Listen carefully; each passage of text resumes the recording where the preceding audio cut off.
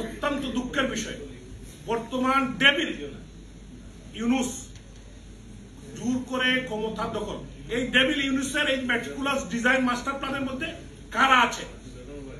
একটু কিছু Hizb ut Tahrir, জামাত ইসলাম, শিবির, জঙ্গি, এরাই কিন্তু এখন যে ছাত্ররা দেখছেন, এই যে আসিফ, মাহফুজ, তারপরে সার্জিস, হাসনাত, এরা কিন্তু শিবিরের কর্মী। এটা বুঝার কোনো, এটা কেউ যদি মনে করেন তারা হলো A team, B team, C team, D team, কত টিম তারা করে রাখছে। কারণটা হলো তারা এই মেটিকুলাস ডিজাইন মাস্টার প্ল্যান। আমাদের নেতৃবৃন্দ বলেছেন যে 2018 সাল থেকে 1014 জনকে তারা এই যে ডিপ স্টেটের তারা টাকা দিয়েছে। এখানে সাংবাদিক ছিল, বুদ্ধিজীবী ছিল, সুশীল সমাজের লোক ছিল, কালচারাল লাইনের লোকজন ছিল, জামাত শিবির ছিল, ছাত্ররা ছিল। তারা করে এই ষড়যন্ত্র করে 18 সাল থেকে 2024 এসে 5ই অগাস্ট তারা ঘটিয়েছে। এটা একটা জঙ্গি হামলা হয়েছে এদেশের সার্বভৌমত্ব। এবং আপনারা দেখেছেন কোথায় কোথায় আঘাত করেছে। আঘাত ধানমন্ডির 32 নম্বর জ্বালিয়ে দিয়েছে, সংসদ ভবন জ্বালিয়ে দিয়েছে, আপনার আওয়ামী লীগের অফিস জ্বালিয়ে দিয়েছে। মুক্তিযুদ্ধের স্মৃতি বিজড়িত প্রত্যেকটি জায়গায় তারা আঘাত করেছে। বঙ্গবন্ধুর ভাস্কর্যে আঘাত করেছে, যেখানে আপনার ধানমন্ডির 32 নম্বর কিন্তু একটি মিউজিয়াম। পৃথিবীর কোন জায়গায় কোন মিউজিয়ামে কেউ হাত দিয়েছে আপনারা দেখবেন না। এটা তারা করেছে, কারণ হলো তারা ভয় পায়। তারা 1971 সালে তারা হেরে গিয়েছিল, সেই প্রতিশোধ তারা নিয়েছে। এবং এই জামাতের নেতাদের যে ফাঁসি হয়েছিল, যুদ্ধ অপরাধীদের, সেই প্রতিশোধ তারা নিতে চেয়েছিল। এবং বঙ্গবন্ধুর 2 কন্যা, মাননীয় প্রধানমন্ত্রী, জাতির জনকের সুযোগ্য কন্যা রাষ্ট্রনায়ক শেখ হাসিনা, নির্বাচিত প্রধানমন্ত্রী, উনাকে তারা এই গণভবনে হত্যা করতে চেয়েছিল। এই ডিজাইন মাস্টার প্ল্যানের মধ্যে ছিল। বঙ্গবন্ধুর কনিষ্ঠ কন্যা ছিলেন, উনাকেও তারা হত্যা করতে চেয়েছিল। তারা এটা কেন 75 সালে কিন্তু তারা ফেল করেছিল। উনারা 2 বোন কিন্তু বিদেশে থাকার কারণে বেঁচে গিয়েছিলেন। তারা এই আনসাকসেসফুল 75 সালের এই ঘটনাকে এই 2024 সালে ডক্টর ইউনুসকে সামনে রেখে তারা এই ঘটনা ঘটানোর চেষ্টা করছিল। মহান আল্লাহ তাআলার অশেষ রহমত, ইচ্ছায় উনি বেঁচে গিয়েছেন। এবং উনি বেঁচে গিয়েছেন একটি কারণ, বাংলার মানুষের মুক্তি। জাতির পিতা বঙ্গবন্ধু শেখ মুজিবুর রহমান যে অসমাপ্ত কাজ, এদেশের মানুষের অর্থনৈতিক মুক্তি, এই দেশকে একটি হাইটে নিয়ে যাওয়া। নেত্রী কিন্তু এই মাননীয় প্রধানমন্ত্রী কিন্তু এই দেশকে একটি হাইটে নিয়ে গিয়েছে। দেশ একটি উন্নত রাষ্ট্রের দিকে যাচ্ছে। এইটাকে ধ্বংস, আজকে বাংলাদেশ একটি ধ্বংস লীলার মধ্যে আছে। কেউ কেউ কথা শুনছে না। রাহাজানি, খুন, ছিনতাই, রেপ।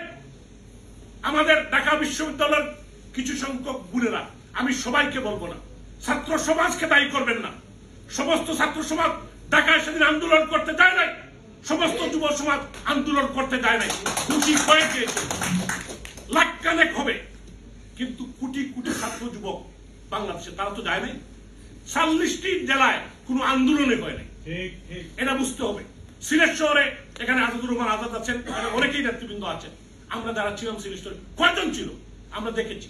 কিন্তু এই মেটিকুলাস ডিজাইনে আমরা সেদিন আমরা পরাজিত হয়েছি, এটা সত্য, স্বীকার করতে হবে।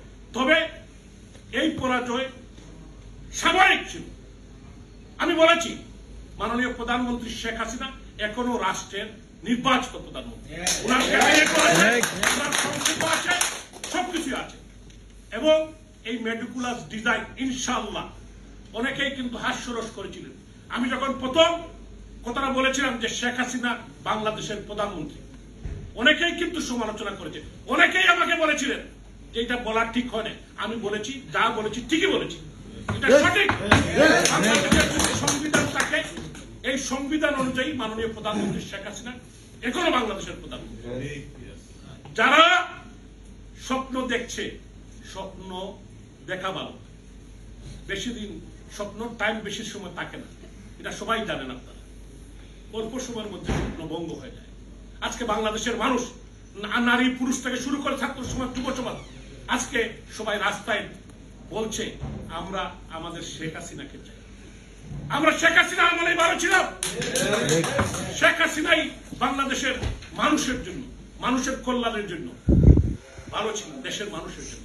ইনশাআল্লাহ আমি আপনাদেরকে হতাশ হওয়ার কোনো কারণ নেই। কে আসলো কে আসলো না এটা বিষয় না। আমরা বঙ্গবন্ধুর সৈনিক, আমরা শেখ হাসিনার সৈনিক, যারা যে সময় যে অবস্থায় যেখানে থাকবে, এই যে আজকে যারা এসেছেন যুদ্ধে সবাই দেয় না। 1971 সালে আমরা যুদ্ধে আমাদের জন্য এখানে আমরা কয়েকজন আসি, আমাদের জেনারেশনের তারিফ, মিসবা, শাহ শামীম, সেলিম খান সহ আমরা অনেকে আসান, আমরা এক জেনারেশনে, আজাদুর রহমান আদর্শ, আমার বন্ধু বান্ধব অনেকেই আছেন। আমরা 70 সালের জন্য আমরা মুক্তিযুদ্ধ দেখি নাই, আমরা ছোট ছিলাম, আমরা 1 বছরে ছিলাম, 6 মাসের ছিলাম, যেতে পারি নাই আমরা। কিন্তু আমাদের পূর্বপুরুষরা সবাই মুক্তিযুদ্ধে যায় নাই, স্বাধীনতা বিরোধীও ছিল। বুঝতে হবে 1970 সালে তারা ভোট কম পায় নাই। বঙ্গবন্ধু যখন সবগুলো সিট পেয়েছেন, তারপরেও এই রাজাকার আলবদরদের কিন্তু ভোট ছিল। এটা একটু দেখবেন তরুণ সমাজ, এবং তাদের প্রেতাত্মারাও কিন্তু এখনো বাংলাদেশে আছে। এই জন্য তো বলে ইনকলাব জিন্দাবাদ, পাকিস্তান জিন্দাবাদ। কারণ তাদের প্রভুরা সেখান থেকে তাদেরকে বাংলাদেশে তাদের পাকিস্তানি মনোনিবেশে, পাকিস্তানি কায়দায় পাকিস্তান বানাতে চায়। অনেকেই বলেন পাকিস্তান কিভাবে বানাবে? পাকিস্তানি কায়দায় এখন জামাতের জন্ম কোথায় হয়েছে? পাকিস্তানে এখনো তারা পাকিস্তানে হেডকোয়ার্টার ছিল।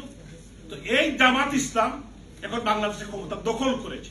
এখন কিন্তু ডক্টর ইউনূস নাতি, জামাত ইসলামে এখন ক্ষমতা দখল, জঙ্গিরা ক্ষমতা দখল। এই যে মাহফুজ আলম, আমি বলছি এক মুষ্টির জঙ্গি, হিজবুত তাহরির নিষিদ্ধ সংগঠন, কালকে তারা ঢাকায় সমাবেশ করছে। কিভাবে করে, কিভাবে, কারা প্রশ্রয় দিচ্ছে? এদের বিচার বাংলার মাটিতে হবে, এবং ইনশাল্লাহ হবেই হবে। আমাদের মনোবল চাঙ্গা রাখতে হবে, আমরা ফেসবুকে অ্যাক্টিভ থাকতে হবে, আমরা সব জায়গায় আমাদের মধ্যে ভেদাভেদ ভুলে গিয়ে আমরা ইউনাইটেডলি কাজ করব। এবং আমি যুক্তরাজ্য আওয়ামী লীগের সংগ্রামী আমার সিনিয়র নেতৃবৃন্দ আছেন, জালাল ভাই আছেন, ফারুক ভাই আছেন, রিয়াদ ভাই আছেন, আহাদ ভাই আছেন, আমাদের যারা সহকর্মীরা, আমার বন্ধু খসরুজ্জামান খসরু আছেন। তো আমরা আমাদের যুবলীগের প্রেসিডেন্ট সেক্রেটারি, ছাত্রলীগের প্রেসিডেন্ট সেক্রেটারি সহ সবাই কিন্তু, বা আরো যারা নেতৃবৃন্দ আছেন যারা কাজ করছেন, আমি তাদেরকে ধন্যবাদ জানাই, কিন্তু পতা নাই। অনেককে কিন্তু নাম বলা হয় নাই, বক্তৃতা দেওয়া নাই, কিন্তু তারা কিন্তু সবসময় মাঠে আছে, যুদ্ধের ময়দানে আছে, হোয়াইট টেবলে আছে, আমরা জানি। কিন্তু কিছু সংখ্যক লোক হয়তো তারা ব্যক্তিগত, অনেকের বয়স হয়ে গেছে, অনেকের হয়তো শরীরে কুলায় না, অনেকে ভয় পেয়েছে, তারপরেও আমি বিশ্বাস করি তারাও আছে। তাদেরকে আমাদের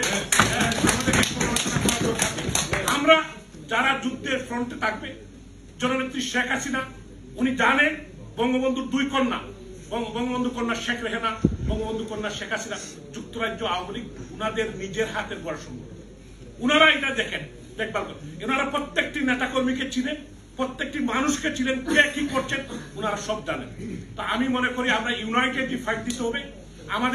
আমাদের কষ্ট হচ্ছে, আমাদের বন্ধুরা দেশে বিদেশে, আমরা যে যেখানে আছেন, সেগুলো একটি কথা বলেছে যে আমাদের ছাত্রলীগ যুবলীগের কর্মীরা হাহাকার, সত্যি তাদের মাকে না, ছাত্রলীগের নেতাকে না পেয়ে তার মাকে গ্রেফতার করছে, ভাইকে গ্রেফতার করছে, বাপকে গ্রেফতার করছে, বাড়িঘর জ্বালিয়ে দিচ্ছে, নির্যাতন করছে। একটা মিছিল হলেই বারবার তাদের বাড়িতে পুলিশ যাচ্ছে। তারা করুণ পরিস্থিতির মধ্যে আছে। এই নির্যাতন নিপীড়নের বিরুদ্ধে আজকে মানুষ জেগে উঠছে।